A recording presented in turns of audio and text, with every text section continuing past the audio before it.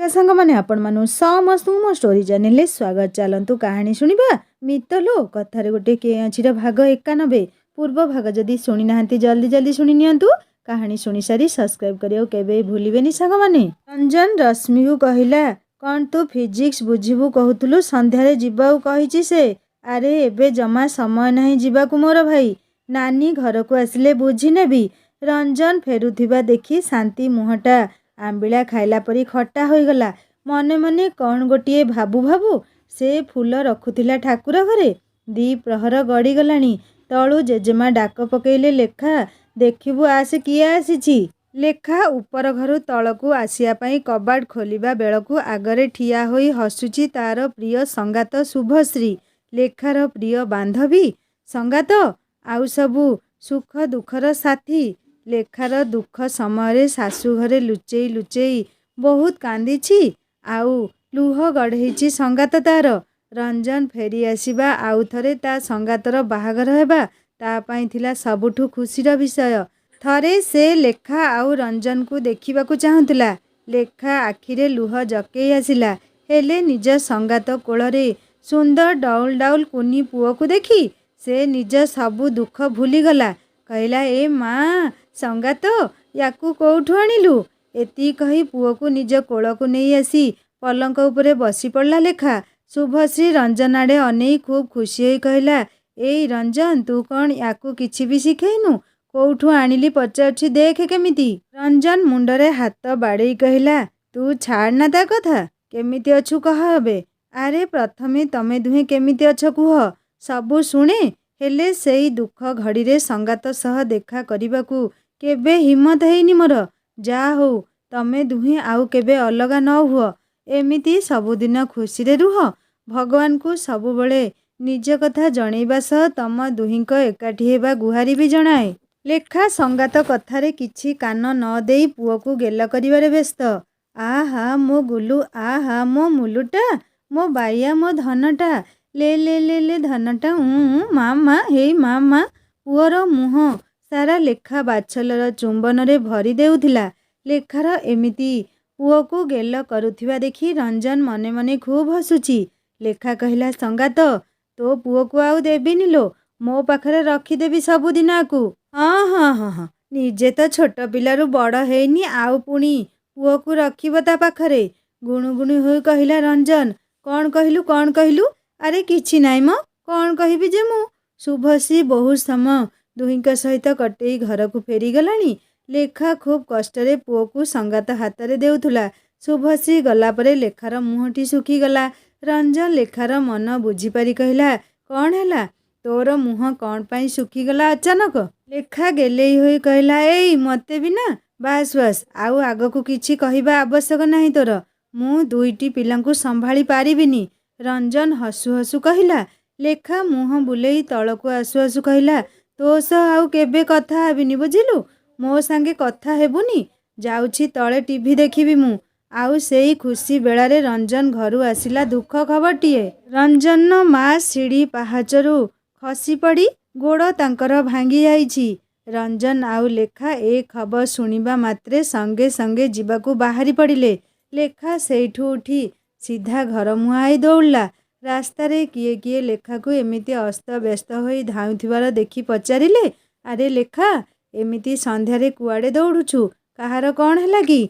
खुड़ी कौन कहिबी, माँ सीढ़ी पहाचरू पड़ी जाइछंती, गोड़ फ्रैक्चरी कौन हेइछि जना नहीं। लेखा एतिकी कही घर आड़े दौड़ीथिला। लेखार से प्रति ध्यान नहीं। एमिति दौड़िले गाँ दांडरे किए कौन भाबियो बोली मन केवल ता बड़ माँ पाखरे थाए। रंजन माँ सोफा उपरे बसिछंती, गोड़ पूरा फुली गलानी। जंत्रणा रे मुह पूरा कला काठ दिशुची कहिले चले। लेखा व्यस्त होई बसी पड़ला तांको पाखरे। गोड़ निज कोल को उठेई आनी खूब धीरे धीरे मालिश करू करू पचारला माँ केमिति पड़िल, एसबू केमिति हैला, पानी की तेल कौन पड़ीथिला पहाच उपरे मु जानिनी लो माँ। गोड़ जोरे खसीगला, सीधा तले आसी पड़िली। भाग्य भल मोर आंठू कुटी हेइनी तले, नहेले तो कष्टरे मो जीवन पळेई जाई थांता। हेले माँ आम घरे तो केही छोट पिला नहीं, किए पानी हेउ बा तेल पहाचरे ढालिब जे। रश्मि तो ता रूम रे ବାପା ତ ଉପରକୁ ବହୁତ କମ୍ ଯାଆନ୍ତି। ପାଣି କିଏ ପକେଇଲା? ଉପରକୁ କିଏ ପାଣି କ'ଣ ପାଇଁ ନେଉଥିଲା ଯେ? ପାହାଚ ଉପରେ ପଡ଼ିଲା ପାଣି। ଜାଣିନି ରେ ମା, ପାଣି ପାହାଚ ଉପରେ କୋଉଠୁ ଆସିଲା? ରଞ୍ଜନ ପଛରେ ଆସି ଗାଡ଼ି ଦାଣ୍ଡକୁ ବାହାର କରି ଆସିବା ପାଇଁ ରହିଗଲା। କାରଣ ମାଆଙ୍କୁ ଏବେ ସଙ୍ଗେ ସଙ୍ଗେ ଡାକ୍ତରଙ୍କ ପାଖକୁ ନେବାକୁ ପଡ଼ିବ। ଶାନ୍ତି ରଞ୍ଜନକୁ ନ ଦେଖି ଉପରେ ଲେଖାର ଏମିତି ପ୍ରଶ୍ନ ଶୁଣି କହିଲା, ଦିଦି, ଯାହା ତ ହେବାର ହେଲାଣି, ମାଆଙ୍କୁ ଡାକ୍ତର ପାଖକୁ ନେବାକୁ ପଡ଼ିବ। ସେ କୁଆଡ଼େ ଗଲେ? ଲେଖା ଦେହରେ ଯେମିତି କ୍ରୋଧର ଅଗ୍ନି ଜଳି ଉଠିଲା। ସେ ରାଗିଯାଇ କହିଲା, ସେ କ'ଣ? ସେ କିଏ ପୁଣି? ତା କଥା ନ ସରୁଣୁ। ରଞ୍ଜନ ପଶି ଆସି କହିଲା, ଚାଲ, ଗାଡ଼ି ବାହାର କରିଦେଇଛି, ଏବେ ନେଇଯିବି ହସ୍ପିଟାଲ। ରଞ୍ଜନକୁ ଦେଖି ଶାନ୍ତି ମୁହଁରେ ଖେଳିଗଲା ଆଶାର ହସ ଚେନାଏ। ହେଲେ ରଞ୍ଜନ ମାଆଙ୍କୁ ଉଠେଇ ଗାଡ଼ି ପାଖକୁ ନେଉ ନେଉ ତା ହସ ଲେଖା ଆଖିରେ ଆଉ ଲୁଚି ରହିପାରିଲାନି। ସେ ମନେ ମନେ କହୁଥିଲା, ହଉ ହଉ, ହସ୍ପିଟାଲରୁ ଫେରେ ରହିଥା। ବହୁତ ହୋଇଗଲା ଏବେ ତୁମର ଚାଲାକି ପଣିଆ। ମୁଁ ବି ଆସିବି ତମ ସହ ହସ୍ପିଟାଲ। ଯିବାକୁ ରେଡ଼ି ହୋଇ କହିଲା ଶାନ୍ତି। ଲେଖା ମୁହଁ ଛିଞ୍ଚାଡ଼ି କହିଲା, ଆମେ ଅଛୁ ନେବା ପାଇଁ, ତମେ କ'ଣ ପାଇଁ ଆସିବ? ତା ଛଡ଼ା କୁଣିଆ ଅତିଥିଙ୍କୁ ଆମେ କଷ୍ଟ ଦେଉନୁ। ତମେ ରେବ ଜେଜେମାଙ୍କ ପାଖରେ ରୁହ। ସେ ବୁଢ଼ୀ ଲୋକ, ତାଙ୍କ ଯତ୍ନ ନିଅ। ଲେଖାର କଥା ଶୁଣି ରେବ ଜେଜେମା ଟିକେ ଆଶ୍ଚର୍ଯ୍ୟ ହୋଇଗଲେ। ଚୁପଚାପ କଥା ଶୁଣୁଥିବା ଲେଖା କେମିତି ମୁହଁ ଉପରେ ଜବାବ ଦେଇ ଚାଲିଗଲା। ଆଉ କଥାରେ କଥାରେ ସେ ତାଙ୍କୁ ବୁଢ଼ୀ ବୋଲି ଆକ୍ଷେପ କରି କହିଗଲା, ସତରେ କେଡ଼େ ମୁହଁଖୋର ଝିଅଟିଏ ସେ। ଏମାନେ ପୁଣି ତାକୁ ମୁଣ୍ଡରେ ମୁଣ୍ଡେଇ ମୁଣ୍ଡେଇ ବୁଲୁଛନ୍ତି। ରେବ ଜେଜେମା କହିଲେ, ଝିଅଟା ସାହାଯ୍ୟ କରିବା ପାଇଁ ଯିବ କହୁଛି, ସାଙ୍ଗରେ ନେଇଗଲେ କ'ଣ ଅସୁବିଧା ହେବ? ଆଉ କ'ଣ କହିଲୁ ମୁଁ ବୁଢ଼ୀ? ଆଉ ତୋ ମା ତ ପୁରା ଜବାନ ଅଛନ୍ତି ଆଉ। ଲେଖା ଦେଖିଲା ବାହାରିଲା ବେଳେ ଏ ବୁଢ଼ୀ ମୁହଁ ଲାଗିବା ଉଚିତ ନୁହଁ। ସେ ଚୁପ୍ ହୋଇ ବାହାରିଲା ବେଳକୁ ପୁଣି ଥରେ ରେବ ଜେଜେମା କହିଲେ, ଆହା, ଏତେ ଯଦି ଶାଶୁ ପ୍ରତି ସ୍ନେହ ଅଛି, ତାହେଲେ ବୋପା ଘରେ ବସିଥିଲୁ କାହିଁକି? ନିଜେ ଗଲୁ ତ ଗଲୁ, ଆହୁରି ଟୋକାଟାକୁ ସାଙ୍ଗରେ ଲୁଗା କାନିରେ ବାନ୍ଧି ରଖିଲୁ। ଶେଷରେ ରଞ୍ଜନର ବାପା କହିଲେ, ହଉ ଛାଡ଼ ନାନୀ, ସେମାନଙ୍କୁ ଯିବାକୁ ଦିଅ। ବେଶୀ ଡେରି ହେଲେ ପୁଣି ରାତି ଅଧିକ ହୋଇଯିବ ଫେରିବାକୁ। ଶାନ୍ତିକୁ ଯିବାକୁ ଦେ ସାଙ୍ଗରେ। ଲେଖା ଏଥର ରାଗିଯାଇ କହିଲା, ନା, ସେ ଆମ ସହ ଆସିପାରିବନି। ତା ଛଡ଼ା ଆଉ କୋଉଠି ତେଲ ମିଶା ପାଣି ପଡ଼ିଛି, ତାକୁ ଦେଖି ସଫା କରିଦେଲେ ଭଲ ହେବ। ଶାନ୍ତି ଚମକି ପଡ଼ିଲା। ତା କାରସାଦି କ'ଣ ଲେଖା ଧରିନେଲା ନା କ'ଣ? ଲେଖା ରାସ୍ତାଯାକ ବସି ଭାବୁଛି, ସିଡ଼ି ପାହାଚରେ କିଏ ତେଲ ମିଶା ପାଣି ପକେଇଲା? କେତେ ସମ୍ଭାବନା ଭିତରେ ସେ ଅନେକ କାରଣ ଖୋଜି ଆସିଲା। ସେ ତ ଏଇଠି ନଥିଲା, ତାହେଲେ ପାଣି କ'ଣ ପାଇଁ କିଏ ସେଇଠି ପକେଇଲା? ସେ ଭାବୁ ଭାବୁ କାରଣ ପାଖରେ ପହଞ୍ଚିଗଲା। ନିଶ୍ଚୟ ସେଇ ଶାନ୍ତିର ଏ କାମ। ରଞ୍ଜନ ଯେତେବେଳେ ଲେଖା ସହ ତା ଘରୁ ଫେରିଲାନି, ଶାନ୍ତି ବହୁତ ଭାବି ଭାବି ବୁଦ୍ଧିଟିଏ ବାହାର କରିଥିଲା ବୋଧହୁଏ। ସେ ଠିକ୍ ଜାଣିଥିଲା ରଞ୍ଜନର ମା ପାହାଚରୁ ପଡ଼ି କିଛି ଏମିତି ହେଲେ ରଞ୍ଜନ ନିଶ୍ଚୟ ଘରକୁ ଫେରି ଆସିବ। ଆଉ ସେ ଖୁବ୍ ସାବଧାନତାର ସହ ଏଇ କାମ କରିଥିଲା। ଲେଖା ମୁହଁରେ କ୍ରୋଧର ରେଖା ସହ ଶାନ୍ତି ପ୍ରତି ଘୃଣାର ଭାବନା ମନରେ ଭରି ଯାଉଥିଲା। ତାର ଅନୁମାନ ଯଦି ସତ ହୋଇଥାଏ, ତାହେଲେ ଏଇ ଶାନ୍ତି କେତେ ଭୟଙ୍କର ଝିଅଟିଏ ସତେ। କେହି କ'ଣ ଏମିତି କରିପାରେ? ମାଙ୍କର କିଛି ବି ହୋଇପାରିଥାନ୍ତା। ମୁଣ୍ଡ ଯଦି ବାଡ଼େଇ ଯାଇଥାନ୍ତା, ତାହେଲେ କ'ଣ ହେଇଥାନ୍ତା ତାଙ୍କର? ଏବେ ଶାନ୍ତି ମନ ଖୁବ୍ ଖୁସି। ସେ ଭାବୁଛି, ଯା ହଉ, ତା ବୁଦ୍ଧି କାମ ଦେଲା ଆଉ। ହଁ, ଲେଖା ନ ଆସିଥିଲେ କେତେ ଭଲ ହୋଇଥାନ୍ତା। ହେଲେ ମହାରାଣୀ ତ ଆଗ ଆସି ହାଜର। କେତେ ସ୍ୱପ୍ନ ସେ ନ ଦେଖିଛି ଏଇ ରଞ୍ଜନକୁ ନେଇ। ରେବ ଜେଜେମା ଯୋଉଦିନ କହିଥିଲେ, ତତେ ମୁଁ ମୋ ନାତୁଣୀ ବୋହୂ କରିବି, ସେଇ ଦିନଠାରୁ ସେ ସ୍ୱପ୍ନର ଇନ୍ଦ୍ରଧନୁ ବୁଣିବାରେ ଲାଗିଛି। ଆଉ ଯୋଉଦିନ ଏଇଠି ଆସି ପ୍ରଥମେ ରଞ୍ଜନକୁ ଦେଖିଲା, ତା ମନ ପ୍ରାଣ ସବୁ କିଛି ଯେମିତି ରଞ୍ଜନକୁ ସମର୍ପି ଦେଲା। ହେଲେ ଏଇ ଲେଖାଟା, ତାକୁ ସେ ଦେଖିଲେ ଜମା ସହିପାରୁନି। ସେ ନଥିଲେ ଆଜି ରଞ୍ଜନ ପାଖରେ ପହଞ୍ଚିବା କେତେ ସହଜ ହୋଇଥାନ୍ତା ତାକୁ। ହେଲେ ସେ ବି ଶାନ୍ତି। ଘିଅ ସିଧା ଆଙ୍ଗୁଳିରେ ନ ଉଠିଲେ ଆଙ୍ଗୁଳି ତେଢ଼ା କରିବାକୁ ତାକୁ ଖୁବ୍ ଭଲରେ ଆସୁଛି। ହସ୍ପିଟାଲରେ ଗୋଡ଼ରେ ଗରମ ପଟି ଚଢ଼େଇ ଆଉ ଔଷଧପତ୍ର ଧରି ଘରକୁ ଫେରୁ ଫେରୁ ବହୁତ ଡେରି ହୋଇଗଲା। ଏବେ ଲେଖା ମନରେ କେବଳ ଗୋଟିଏ ଚିନ୍ତା, ଯିଏ ବି ମାଙ୍କର ଏମିତି ଅବସ୍ଥା ପାଇଁ ଦାୟୀ, ସେ କେବେ ତାକୁ ଛାଡ଼ିବନି। ଭଗବାନଙ୍କ ଦୟାରୁ ଫ୍ରାକ୍ଚର ହୋଇନଥିଲା, ହେୟାରଲାଇନ୍ କ୍ରାକ୍, ରେଷ୍ଟ ଦରକାର ତାଙ୍କୁ। ଲେଖା ଘରେ ପହଞ୍ଚୁ ପହଞ୍ଚୁ କହିଲା, ମା, ସେ ଗୋଡ଼ ଠିକ୍ ନ ହେବା ଯାଏ ଟିକେ ବି ଚଲାବୁଲା କରିବନି। ସେ ଗୋଡ଼ ଉପରେ କିଛି ପ୍ରେସର ନ ହେବା ଦରକାର। ରଞ୍ଜନର ମା ମନେ ମନେ କହୁଥିଲେ, ଯା ହଉ ମୋ ଝିଅ ବି ଏମିତି ଯତ୍ନ ନେବନି ଯେମିତି ବୋହୂ ହୋଇ ଲେଖା ତାଙ୍କ କଥା ବୁଝୁଛି। ସେ ଖୁସି ହୋଇ ସୋଫାରେ ବସୁ ବସୁ କହିଲେ, ହଉ ଲୋ ମା, ହେଲା, ମୁଁ କିଛି କରିବିନି, ତୁ ହଇରାଣ ହୋଇ ସବୁ କାମ କର ଏବେ। ଶାଶୁ ବୋହୂଙ୍କ ପ୍ରେମ ଦେଖି ଦୂରରେ ଠିଆ ହୋଇ ଶାନ୍ତି ଖାଲି ଈର୍ଷାରେ ଜଳୁଥିଲା। ରେବ ଜେଜେମା ଦୌଡ଼ି ଆସି କହିଲେ, ହଁ ବୋହୂ, ତୁ ବ୍ୟସ୍ତ ହେବୁନି, ତୋ କାମ ରୋଷେଇ ସବୁ ଆମ ଶାନ୍ତି କରିଦେବ। ସେବା ଯତ୍ନ କରିବାରେ ଶାନ୍ତି ପରି ଝିଅ ବିରଳ ପରା। ଲେଖା ଦୂରରେ ରହି ଜେଜେମାଙ୍କ କଥା ଶୁଣି ଭାବୁଥିଲା, କେତେ ସେବାକାରିଣୀ ଝିଅ ମୁଁ ବି ଦେଖେଇବି ଦିନେ। ବହୁତ ନାଟକ ଲଗେଇଛ ଦୁହେଁ। 2 ଦିନ ପରେ ରଞ୍ଜନ ଆଈ ଆସିଲେ ଘରକୁ ଝିଅକୁ ଦେଖିବା ପାଇଁ। ଏମିତି ଗୋଡ଼ ଫୁଲି ଯାଇଥିଲା ଦେଖି ରଞ୍ଜନ ଆଈ ଖୁବ୍ ବ୍ୟସ୍ତ ହୋଇ ପଡ଼ିଲେ। ତୁ ଏମିତି କୋଉଠିକି ଦେଖି ଚାଲୁଥିଲୁ ଯେ ଗୋଡ଼ ଖସିଗଲା ଜାଣିପାରିଲୁନି? ଆହା ମୋ ମାଲୋ, ଗୋଡ଼ ଫୁଲି ଭେରୁ ଭଳି ହୋଇଯାଇଛି। ଆରେ ପାହାଚ ଉପରେ ପାଣି ସହ ମିଶା ତେଲ ପରି କ'ଣ ପଡ଼ିଥିଲା କେଜାଣି, ଗୋଡ଼ ଖସିଗଲା ଜାଣିପାରିଲିନି। ନହେଲେ ସବୁବେଳେ ଦିନଟାରେ 100 ଥର ଉପର ତଳ ହେଉଛି, କେବେ ଏମିତି ତ ହୋଇନି। କାହିଁକି? ତୋ ଘରେ କେତେଟା ଛୋଟ ପିଲା ଅଛନ୍ତି ଯେ ଖେଳୁ ଖେଳୁ ପାଣି ଢାଳିଦେଲେ ସିଡ଼ି ଉପରେ। ମୁଁ ବି ସେଇଆ କହୁଛି ଆଈ। ମୁଁ ନଥିଲି ପରା ଆଈ, ଆମ ଘରକୁ ଯାଇଥିଲି। ସେଇ ଭିତରେ ଏସବୁ ଘଟଣା ଘଟିଛି। ଆଈଙ୍କୁ ମୁଣ୍ଡିଆ ମାରୁ ମାରୁ କହିଲା ଲେଖା। ଆଶୀର୍ବାଦର ହାତ ଲେଖା ମୁଣ୍ଡରେ ରଖି ସେ କହିଲେ, ଅହି ସୁଲକ୍ଷଣୀଟିଏ ହୋଇଥା ଲୋ ମା, ଶଙ୍ଖା ସିନ୍ଦୁର ବଜ୍ର ହେଉ ତୋର। ହଁ, ଆଉ ଖୁବ୍ ଶୀଘ୍ର ଯେମିତି ଖୁସି ଖବର ଜଣେଇବୁ। ଖୁସି ଖବର ଶୁଣି ସେ ପାଖରେ ବସିଥିବା ଶାନ୍ତି ମୁହଁଟା ପୁରା ହାଣ୍ଡି ପରି ହୋଇଗଲା। ସେ ଉଠି ଆସି ଆଈଙ୍କୁ ମୁଣ୍ଡିଆ ମାରିଲା। ଆଈ କିଏ ବୋଲି ନ ଜାଣିପାରି ପ୍ରଶ୍ନିଲ ଆଖିରେ ନିଜ ଝିଅକୁ ଅନେଇ ତାଙ୍କୁ କହିଲେ, ହେଲା ମା, ଉଠୁ ଉଠୁ। ରେବ ଜେଜେମା ବାହାରି ଆସି କହିଲେ, କ'ଣ ଲୋ, ଆଶୀର୍ବାଦ ଦେଇଦେଲେ ତୋର କ'ଣ ସରିଯାଉଛି କି? ଆରେ ରେବ ନାନୀ, ତମେ କେବେ ଆସିଲ? ବୁଢ଼ୀ ମୁହଁ ଛିଞ୍ଚାଡ଼ି କହିଲେ, ହଁ, ଯେବେ ଆସିଲେ କି ଫେରିଗଲେ କାହାର କ'ଣ ଯାଏ ଆସେ। ଯୋଉ ପାଇଁ ଆସିଥିଲି ସେଇ କାମ ତ ହୋଇପାରିଲାନି। କୋଉ କାମ ପାଇଁ ଅପା? ଆଉ କହି ଲାଭ କ'ଣ? ସେ ଶାନ୍ତି ମ, ତା ବାହାଘର ପାଇଁ।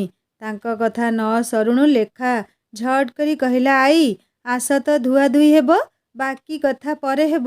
ସେତେ ଦୂରରୁ ଆସିଲଣି?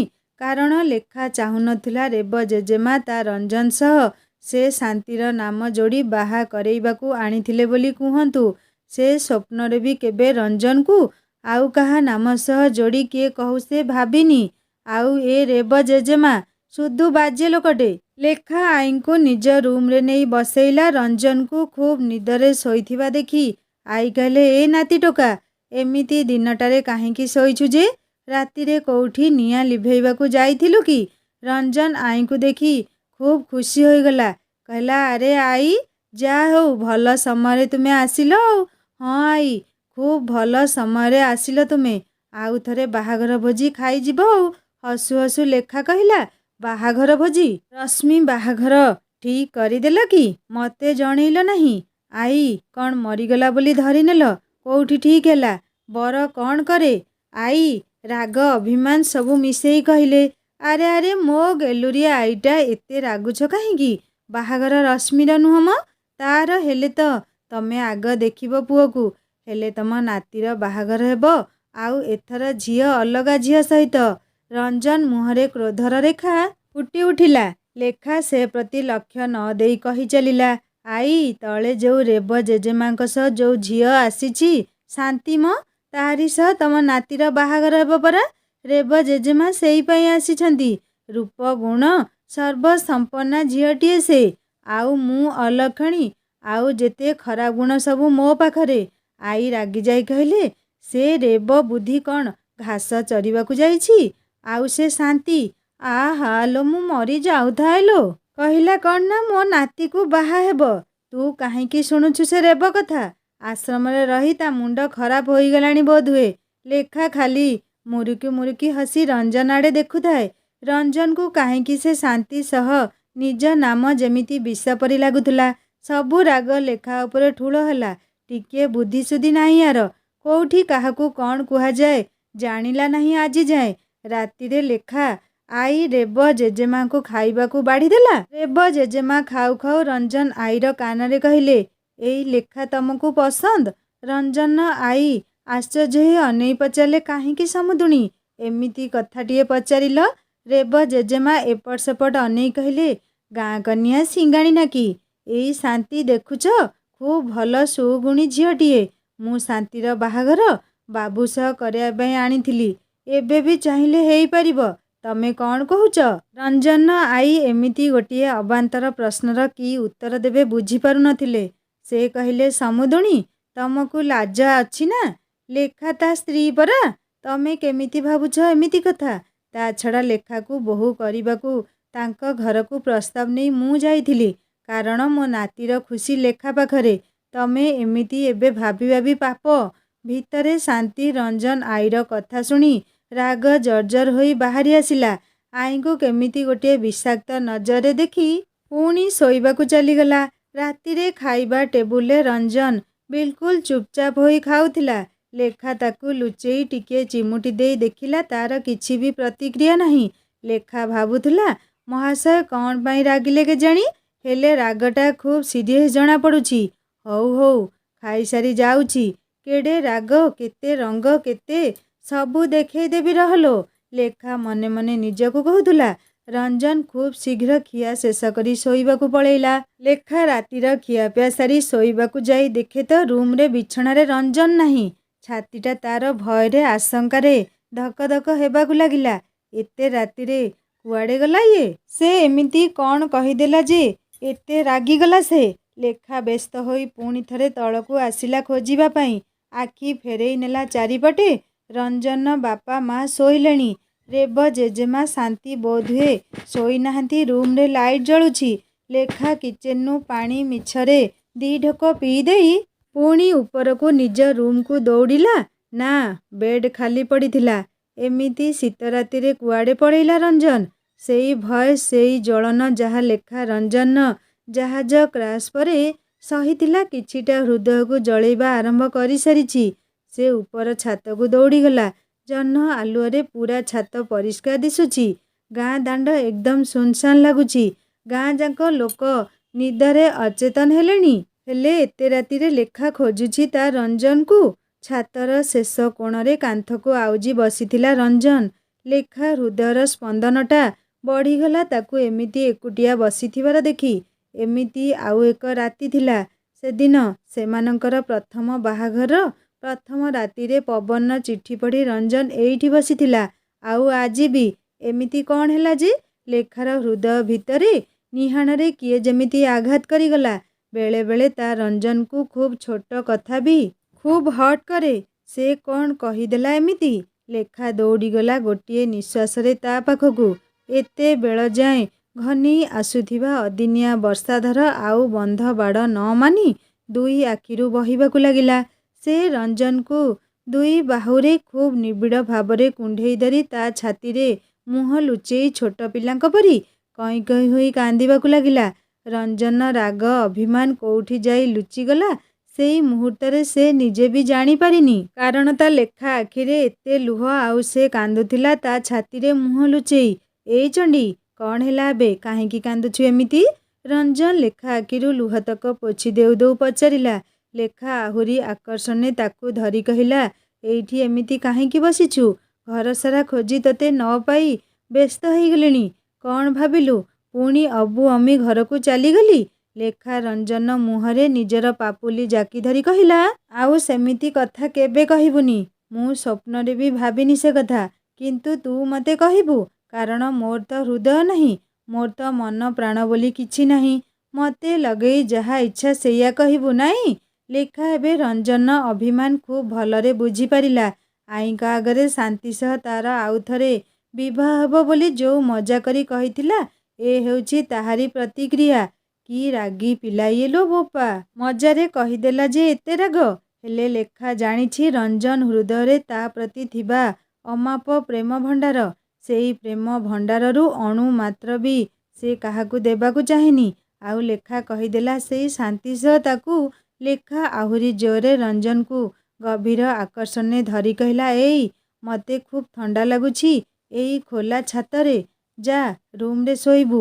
ମୋ ପାଖକୁ କ'ଣ ପାଇଁ ଆସିଛୁ? ରଞ୍ଜନ ଏବେ ଆହୁରି ଅଭିମାନରେ କହିଲା। ହେଲେ ନିଜ ଅଜାଣତରେ କେତେବେଳେ ଲେଖାକୁ ନିଜ ଭିତରେ ଜଡ଼େଇ ଧରିଛି ସେ ବି ଜାଣିନି। ଆଚ୍ଛା, ତୁ ଏଇଠି ବସିବୁ ଆଉ ମୁଁ ରୁମ୍ରେ। ରଞ୍ଜନ ନୀରବ ରହିଥିଲା। ଲେଖା ଦେଖିଲା ଏ ମହାଶୟ ଖୁବ୍ ରାଗି ମୁଡ୍ରେ ହେବେ। ଲେଖା ଏବେ ଅନୁତାପ କରି କହିଲା, ହେଲା ବାବା, ଆଉ କେବେ କହିବିନି ସେମିତି। ମଜାରେ କହିଥିଲି ନା। ତତେ କିଏ ଆଡ଼ ଆଖିରେ ବି ଚାହିଁଲେ ମୋ ଦେହରେ ନିଆଁ ଲାଗିଯାଏ ପରା। ତାହେଲେ ଆଈଙ୍କ ଆଗରେ କେମିତି କହିଲୁ? ଲେଖା ନିଜର ଦୁଇ କାନ ଧରି କହିଲା, ଆଉ କେବେ ନୁହେଁ। ତୁ ଭାରି ମିଛେଇଟିଏ ତ। ହିଣ୍ଡନେ ଏମିତି ଥରେ ରାଗିଥିଲି, ତୋର ମନେ ଅଛି? ହଁ, ସବୁ ମନେ ଅଛି ମୋର। କ'ଣ ଏମିତି ମଜାରେ କହିଥିଲି ବୋଲି ସବୁ ଫୁଲ ନେଇ ଜଙ୍ଗଲକୁ ଫୋପାଡ଼ି ଦେଲୁ? ଏଥର ରଞ୍ଜନ ଆହୁରି ନିବିଡ଼ ଆଲିଙ୍ଗନରେ ଲେଖାକୁ ନିଜ ଭିତରେ ଜାକି ଧରି କହିଲା, ମୋ ଚଣ୍ଡୀର ସବୁ ମନେ ଅଛି, ହେଲେ ବେଳେ ବେଳେ ଭୁଲିଯାଏ। ସେଦିନ ବି କହିଥିଲୁ 7 ନୁହେଁ 14 ଜନ୍ମ ପାଇଁ ତୁ ମୋର ବୋଲି। ଆଜି କାହିଁକି ଆଈ ଆଗରେ ସେ ଶାନ୍ତିକୁ ନେଇ ମୋ ନାମ ଯୋଡ଼ୁଥିଲୁ? ମୋତେ ଭଲ ଲାଗେନି ସେସବୁ ଲୋ। ଆଉ ଥରେ କେବେ ବି ଏମିତି କହିବୁ ତ। ଲେଖା ରଞ୍ଜନର ମୁହଁ ସାରା ପ୍ରୀତିର ସ୍ୱାକ୍ଷର ଆଙ୍କି ଦେଉ ଦେଉ କହିଲା, କେବେ ନୁହଁ, ଜମା ବି ନୁହଁ। ଚାଲ ନା ଭିତରକୁ, ବହୁତ ଥଣ୍ଡା ଏଠି, ବହୁତ ଶୀତ ଏଇଠି ଲାଗୁଛି। ଜମା ବି ଯିବିନି। ମୋ ପ୍ରେମର ଉଷ୍ମତା ଭିତରେ ହଜିଯା ମୋ ଚଣ୍ଡୀ। ହସୁ ହସୁ କହିଲା ରଞ୍ଜନ। ଏଇ ହିଣ୍ଡନ ପଳେଇବା ଆଉ ଏଇଠି ନା, ସେ ଶାନ୍ତି ପାଇଁ ଭଲ ଲାଗୁନି। ସବୁବେଳେ ସେ ତୋତେ କେମିତି ନଜରରେ ଅନେଇ ରହୁଛି। ମୋତେ ଜମା ଭଲ ଲାଗୁନି। ମାର ଗୋଡ଼ ଭଲ ହେଲେ ତୋତେ ବାରିପଦା ନେଇଯିବି, ତାପରେ ହିଣ୍ଡନ, ଆଉ ତାପରେ ନା। ତାପରେ କ'ଣ? ତାପରେ କୁଆଡ଼େ? ସେଇଟା ସରପ୍ରାଇଜ୍ ପରା। ସବୁ କହିଦେଲେ ଆଉ ମଜା କ'ଣ? ଲେଖା ଗେହ୍ଲେଇ ହୋଇ ପୁଣି ଥରେ ରଞ୍ଜନ ଗାଲରେ ମିଠା ମିଠା ଚୁମ୍ବନରେ ଭରି ଦେଇ କହିଲା, ଏଇ କହନା, ତାପରେ କୁଆଡ଼େ ଯିବା? ଜମା ବି ନୁହଁ। ତୁ ଯେତେ ଗେଲ କଲେ ବି କହିବିନି ଲୋ। ସେଇଟା ତ ହିଣ୍ଡନ ଗଲା ପରେ ଜଣାପଡ଼ିବ। ଲେଖା ଏବେ ରାଗିଯାଇ ଯିବାକୁ ବାହାରିଲା। ଅଚାନକ ସେମାନଙ୍କଠାରୁ କିଛି ଦୂରରୁ କେହି ଜଣେ ଖସ୍ ଖସ୍ ଶବ୍ଦ କରି ତଳକୁ ଯିବାକୁ ଲାଗିଲା। ଲେଖା ଡରିଯାଇ ରଞ୍ଜନକୁ ପୁଣି ଥରେ ଭିଡ଼ି ଧରି କହିଲା, ଏଇ ସେଇଠି କିଏ ଥିଲା? ଭୂତ ନୁହଁ ମ, କେହି ଜଣେ ଆମ କଥା ଶୁଣୁଥିଲା ବୋଧେ। ସେ ବି ଭାବୁଥିବ, ବାପରେ କି ପ୍ରେମ ଏମିତି ଶୀତ ରାତିରେ ଖୋଲା ଛାତ ଉପରେ। ଏମିତି କଥା ତାହେଲେ। ମୁଁ ଜାଣିଛି ତାହେଲେ କିଏ ହେଇଥିବ ଆମ କଥା ଶୁଣିବା ବାଲା, କହିଲା ଲେଖା। ହଉ ଚାଲ ଭିତରକୁ, ମୋତେ ବି ଖୁବ୍ ଶୀତ ଲାଗିଲାଣି। ଯିଏ ଶୁଣୁଛି ଶୁଣୁ, କ'ଣ ଗଲା ସେଠୁ। ମିଳନକାମୀ ଦୁଇଟି ଆତ୍ମା ଆହୁରି ନିବିଡ଼ରୁ ନିବିଡ଼ତର ହେଉଥିଲା। ହୃଦୟର କୁଞ୍ଜ ବନରେ କେବଳ ମିଳନର ବଂଶୀ ବାଜୁଛି। ଆଉ ସେହି ପ୍ରୀତି ଯମୁନାର ଉଜାଣି ସୁଅରେ ଦୁହେଁ ଭାସି ଚାଲିଥିଲେ ଆଗକୁ ଆଗକୁ, କୋଉ ଅଜଣା ରାଜ୍ୟକୁ।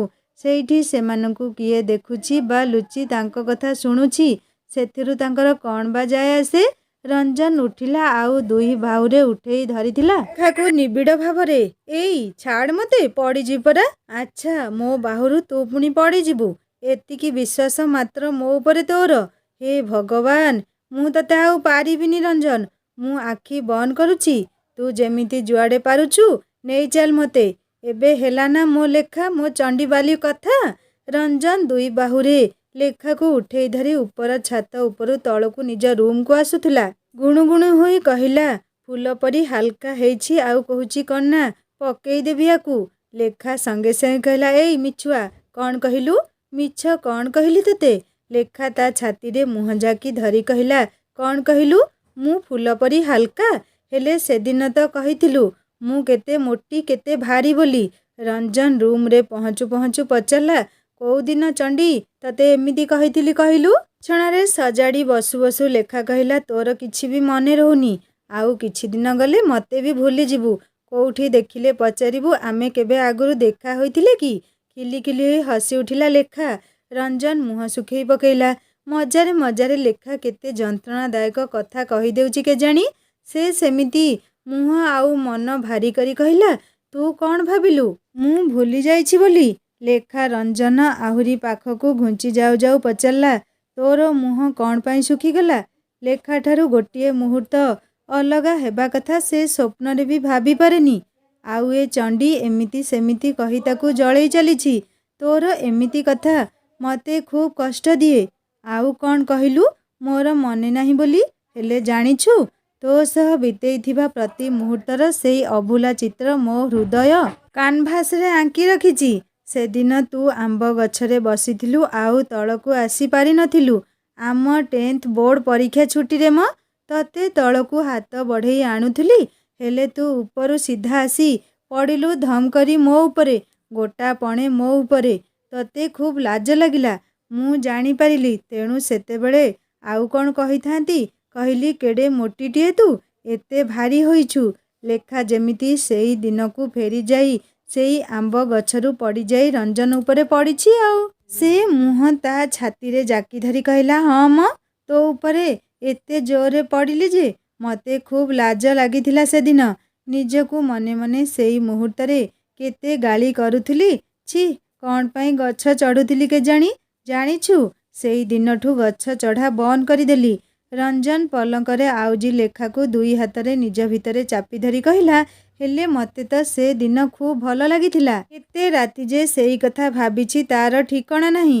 ଲେଖା ତା ଛାତିରେ ଗେଲରେ ଦୁଇ ପାହାର ଲଗେଇ କହିଲା, ତତେ କ'ଣ ମୁଁ ମିଛରେ ବେହିଆ କହେ? ଆଉ ତୁ ସେବେଠୁ ଏସବୁ ଭାବୁଥିଲୁ? ହେ ପ୍ରଭୁ, ବେହିଆ କୋଉଠିକାର? ଛାଡ଼ ମୋତେ, ମୁଁ ଶୋଇବି। ଶୀତୁଆ ରାତିର ଭିଜା ପରିବେଶ ଭିତରେ ଦୁଇଟି ପ୍ରେମସିକ୍ତ ମନ ରାତିର ନିଃଶବ୍ଦ ପ୍ରହରକୁ ପ୍ରୀତିର ମଧୁର ଶବ୍ଦ ଗୁଞ୍ଜରଣରେ କୋଳାହଳମୟ କରୁଥିଲେ। ରହି ରହି ଶୁଭୁଥିଲା ଦୁହିଁଙ୍କର ମିଠା ମିଠା ଚାପା ହସର ଝଙ୍କାର। ରାତି ବଢ଼ି ଚାଲିଥିଲା ଆଗକୁ ଆଗକୁ। ସେମାନଙ୍କ ଝରକା ପାଖରୁ ଭାରି ମନ ନେଇ ଫେରୁଥିଲା ଶାନ୍ତି। ରାତିର ନୀରବତା ଯେମିତି ତାକୁ ଆହୁରି ଭୟଙ୍କର ଲାଗୁଥିଲା। ସେ ବିଶ୍ଳେଷଣ କରିବାରେ ଲାଗିପଡ଼ିଲା, ଏମାନେ କ'ଣ ଟେନ୍ଥ କଥା କହୁଛନ୍ତି? ଅଧା ଶୁଭିଲା ଆଉ ଅଧା ଶୁଭିଲାନି। ଖୁବ୍ ସନ୍ତର୍ପଣେ ପାଦ ରଖି ପାହାଚରେ ତଳକୁ ଆସି ରେବ ଜେଜେମା ପାଖରେ ଧୀରେ ଯାଇ ଶୋଇପଡ଼ିଲା ଶାନ୍ତି। ଅନେକ ରାତି ଯାଏ ଭିତରେ ଭିତରେ ଖାଲି ସେ କୁହୁଳି ହେଉଛି। ମଣିଷ କାହିଁକି ଏମିତି ନୈତିକତା ଭୁଲିଯାଏ କେଜାଣି? ପର ସମ୍ପଦକୁ ନିଜର କରିବାକୁ ପାଗଳପଣ ମୁଣ୍ଡରେ ସବାର ହୋଇଯାଏ। ଆଜି ଶାନ୍ତି ମୁଣ୍ଡରେ ରଞ୍ଜନକୁ ପାଇବାର ଲାଳସାଟା ଖୁବ୍ ପ୍ରବଳ ଭାବରେ ଜାଗି ଉଠିଛି। ରାତିଟା ଯେମିତି ଯନ୍ତ୍ରଣାଦାୟକ ଲାଗୁଥିଲା ତାକୁ। ଶୀତ ରାତିଟାରେ ଦେହରୁ ତା'ର ଗମ୍ ଗମ୍ ଝାଳ ବହିଯାଉଛି। ସେ ଶୋଇବାକୁ ଚେଷ୍ଟା କରୁଥିଲା, ହେଲେ ଯୋଉ ମନ ଅଶାନ୍ତିରେ କୁହୁଳି ହେଉଛି, ସେଇଠି ନିଦ ବି କୁହୁଳି ମରୁଛି। ସାଙ୍ଗମାନେ, ରଞ୍ଜନ ଓ ଲେଖାର ଏତେ ନିବିଡ଼ତର ଭଲ ପାଇବା ଜାଣିଲା ପରେ ବି ଶାନ୍ତି କାହିଁକି ରଞ୍ଜନ ଉପରେ ଆଖି ପକେଇଛି, ତାହା ଜାଣିବା ନେକ୍ସଟ ପାର୍ଟରେ। କାହାଣୀ କେମିତି ଲାଗିଲା ମୋତେ କମେଣ୍ଟ କରି ଜଣାଇବେ। ଆଉ ଯଦି ଭଲ ଲାଗିଥାଏ, ସବସ୍କ୍ରାଇବ୍ କରି ବେଲ୍ ଆଇକନ୍ ନିଶ୍ଚୟ ଦବାଇ ଦେବେ। ହିନ୍ଦୀ ଷ୍ଟୋରି ଚ୍ୟାନେଲକୁ ଭିଜିଟ୍ କରନ୍ତୁ ସାଙ୍ଗମାନେ। ସୁନ୍ଦର ସୁନ୍ଦର ହୃଦୟସ୍ପର୍ଶୀ କାହାଣୀ ଅପଲୋଡ଼ ହେଇଯାଇଛି। ଏହି କାହାଣୀର ଡେସ୍କ୍ରିପସନରେ ଲିଙ୍କ ଦେଇଦେଇଛି ସାଙ୍ଗମାନେ। କାହାଣୀ ଶୁଣିସାରି ସବସ୍କ୍ରାଇବ୍ କରିବାକୁ କେବେ ଭୁଲିବେନି। ରହୁଛି, ନମସ୍କାର, ଜୟ ଜଗନ୍ନାଥ।